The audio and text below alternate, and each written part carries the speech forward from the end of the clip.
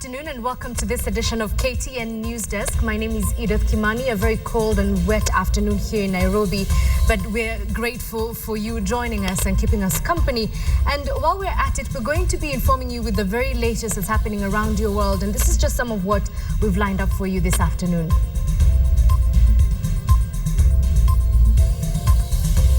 KNCHR annual report. Parliament urged not to trivialize TRJC report. Hands still on our elephants. Suspects arrested with tusks in Kisii. The bizarre story of the bleating truth she-goat presented as evidence in bestiality case.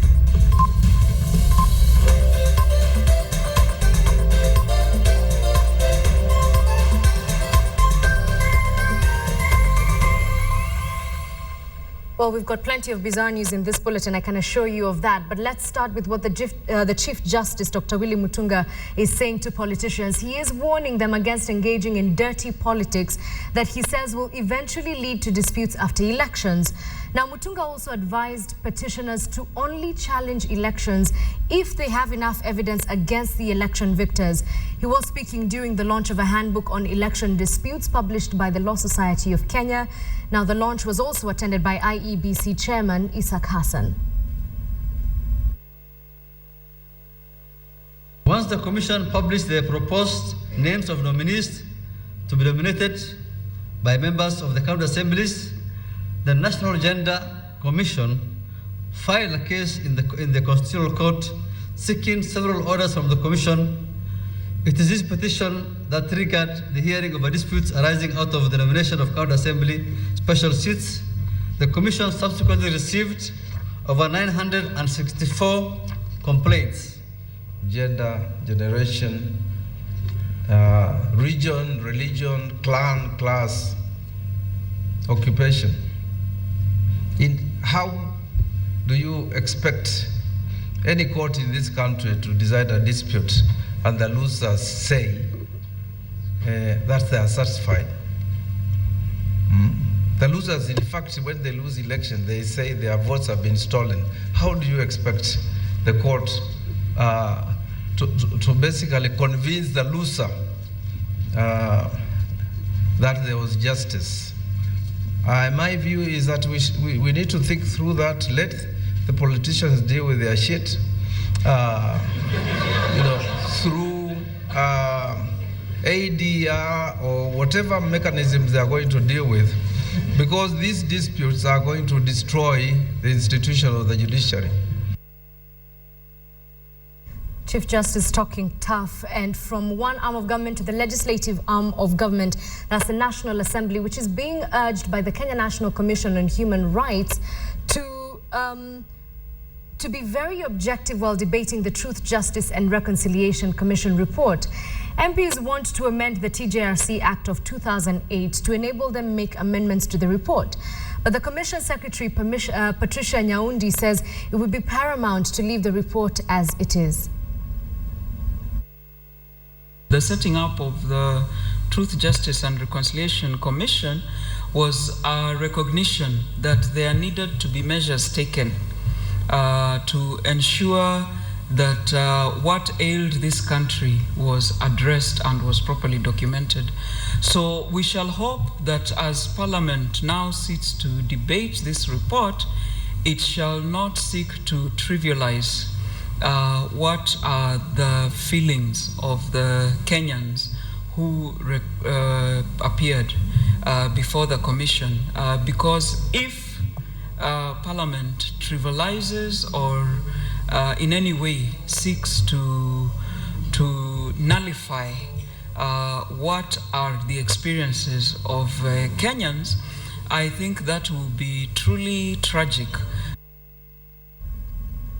Let's have a look at politics now. The Orange Democratic Party, or ODM, has launched what it said was countrywide grassroots meetings to reactivate the party's networks among its supporters. Speaking during a two-day closed-door meeting held at Nakuru Hotel, nominated Senator Dr. Agnes Zani said the party was discussing both internal affairs and issues affecting the country. Former Prime Minister Raila Odinga led the Nakuru meeting. Dr. Zani said ODM as a party will fiercely defend devolution against those bent on weakening the devolved units. Those who attended the meeting included 47 branch chairmen across the country. Another movement that will say we have been so good. Thank you. We have the majority of governors who are in the various county governments. So we expect to really have an impact in terms of the implementation of devolution. We're not going to sit back. We're going to be part and parcel of that devolution process to ensure that we have a chance and we give a chance to this country. Many people voted overwhelmingly for the constitution of this country because of devolution. Devolution is a dream that we hold dear. Devolution is where the country is going to go, and devolution is what will save this country. We uphold devolution as a party. There is a lot of light at the end of the tunnel for this party. We are projecting a situation and a scenario which is going to be able to make this party grow very, very much, both in terms of width and height, and take us to the next level. Well, police in Murang'a have arrested 13 people of Ethiopian descent suspected to be headed to South Africa via Nairobi. Police intercepted the aliens together with their Kenyan driver at the main gate of Kakuzi Company, that's along Keno on Sagana Highway. The arrest followed a tip-off from members of the public who indicated that the station wagon the aliens were traveling in carried suspicious-looking persons.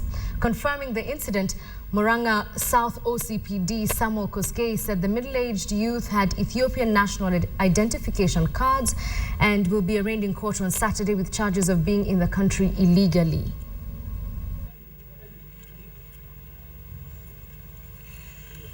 Walikuwa wametoka Isiolo wakiwa na 14 pamoja na driver 15 na walikuwa wanaelekea Nairobi. Kisha wanaja kwamba nafikiri wakati ya Christmas hatutakuwa na incident mingi, tutajaribu na pia wakiona kitu watueleze.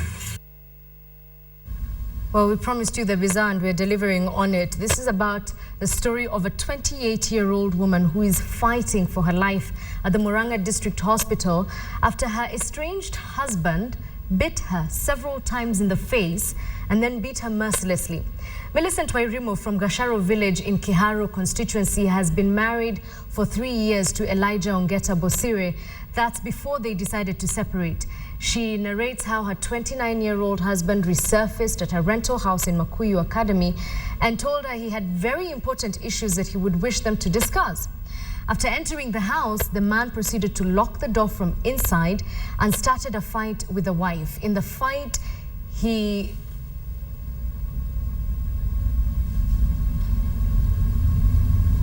Mbia siku anakuja kwa uzuri, akanifinyilia kwa kitanda nikaanguka, akanipigia chini, akaninyonga huku akiniweka vidole kwa mapua. Alafu akiniuma huku na mdomo, meno, ananiuma kama ambaye anashaka, nasaki damu. Ananiuma akifuta hiyo damu na ndani. Now, apparently, the man thought that he had killed her, and the husband later turned himself in at a police station in Nairobi and reported that he had killed his wife. The Kenya Union of Post-Primary Education Teachers, KUPPET, is vowing not to relent on their plan to boycott the marking of Kenya Certificate of Secondary Education exams until their pay demands are properly met. Speaking in Nakuru at a meeting with over 2,000 KUPPET Nakuru branch members, KUPPET National Chairman Omboko Milemba called on the Kenya National Examination Council CEO Paul Wasanga to increase the marking fee by 300%, as well as increase the out-of-pocket fee from 100 to 1,000 shillings, among other demands. Omboko also warned Kenya National Union of Teachers not to suppress KUPPET members. Omboko also warned NEC against plans to micromanage teachers using the Teachers Service Commission. KNUT, if it has been hired by the Kenya National Examination Council to make sure that the post-primary school teachers don't get what is due to them, if it is true, they are the ones who negotiated for 2 shillings, whereas we know that after 2 years, the council revises those rates by either 1 bob or 2 bob. We want to assure them they will be defeated. A Malindi court has sentenced a man to 10 years in prison for defiling a goat. Interestingly, during the sentencing, the goat that was defiled was present in the courtroom. Here's the story. It is in rare occasions that an animal is presented in court as evidence to a case. But in Malindi, a she-goat, the said victim of bestiality, was present, watching quietly as her alleged assailant was sentenced. Kitao Gona, a middle-aged man, got 10 years behind bars to ruminate on the sins which he admitted committing with the she-goat. Members of public inside the courtroom were shocked when the accused made the confession. But what surprised them more was the sentence slapped on the accused by the Malindi resident magistrate Mudhoni Nzibe. 10 years for bestiality was a new record in this Malindi courtroom. The accused had been charged that he had carnal knowledge of the she-goat on Monday this week at Dabaso village in Gede location. The prosecution told the court that Kitsao was caught in the act by a man who was passing by the bush where the incident was taking place. Also present in court was a report from district veteran officer indicating evidence of the act. In mitigation, the accused pleaded for pardon, saying he had a disabled wife who depended on him, but the magistrate insisted the offense was serious. He has been given 14 days to appeal. I shall say nothing more about that case. Let's move to Kitale, where a joint operation of traffic police, Kenya prison officers and motor vehicle inspection units saw 47 unroadworthy vehicles seized this morning in Kitale town following a road safety campaign operation in the area. Now, most of the vehicles impounded had defective speed governors, seat belts, and didn't have inspection stickers. The PSV operators will be arraigned in court to be charged with flouting traffic rules. The road safety campaign, which was flagged off by Transport Cabinet Secretary Michael Kamau, is aimed at reducing road carnage on Kenyan roads. The exercise is scheduled to go on until all unroadworthy vehicles are taken off the roads.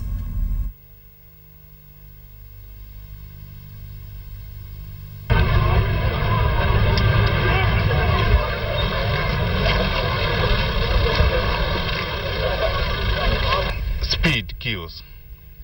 This time we are targeting mostly speed and to make sure that the vehicles are roadworthy.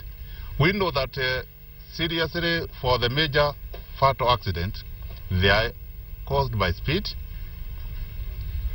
tires. We also know that without good safety belts, and I will insist that for all the passengers, please try to use the safety belts. It's for your health. Several people are feared dead after a 5-story building which was under construction in Runyenjes town of Embu County collapsed Thursday morning. Those feared dead or trapped under the debris include a watchman who was manning the building in the night and an unknown number of street boys who spent the night in the facility.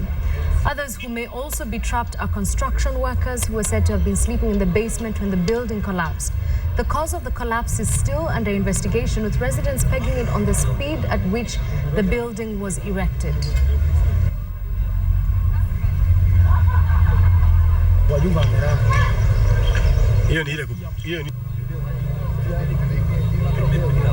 Kitu kama saa 10:30 hivi tukasikia kitu kiteremka, ikateremka kitu kama dakika 2 hivi. Hapo juu kuna hiyo iliteremka, ilikuwa nyumba ya ghorofa hiyo iko hapo juu, yote ikateremka ikakuja na huko tulikuwa na ikatuharibia nyumba, na sasa tuko hivyo. Would want to request that the rescue mission to begin. We are calling for reinforcement of the equipment because it is feared that the watchman is still beneath, is still covered by the debris. So we'd want to save life.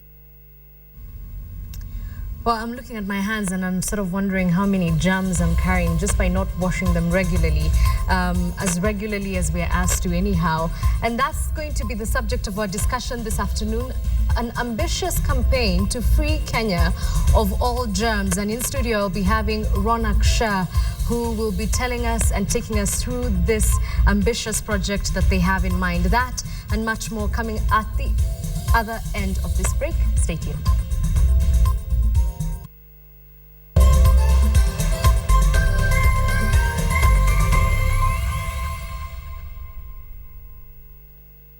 Elsewhere, double Olympic 3,000 meters steeplechase champion Ezekiel Kemboi and 2013 World 800 meters surprise gold medalist Eunice Sum were crowned the 2013 Athletes Kenya Male and Female Athletes of the Year. The two were featured in a gala themed Our Country, Our Champions, and was being held for the first time in Eldoret, famed for being the city of champions. Veteran athletes who represented the country in earlier international competitions from as early as 1948 graced the event, which sealed a 3-day athletes seminar. Kemboi, who proved to be the master of the water and hurdles race, entertained an invited guest with his trademark Emily Jabchumba dance. I didn't even know that it was called, as he jumped on the stage to receive his trophy.